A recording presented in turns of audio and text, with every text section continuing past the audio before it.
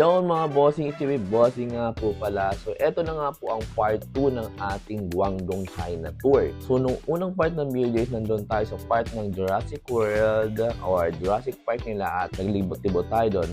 This time, pupunta naman po tayo sa Glass Bridge at doon sa Skywalk nila. Sa mga oras nga niyan is paakyat na tayo doon at gumamit tayo ng escalator. Ginamit natin yung ating top card at iiwan mo sa kanila yun dahil yun na yung last na gamit mo. At eto na nga po yung kanilang Glass Bridge na tinatawag. Hindi naman siya scary masyado pero nakakapalindig balahibo kasi syempre mataas po siya. Sabi mga takot po sa heights, talagang matatakot kayo.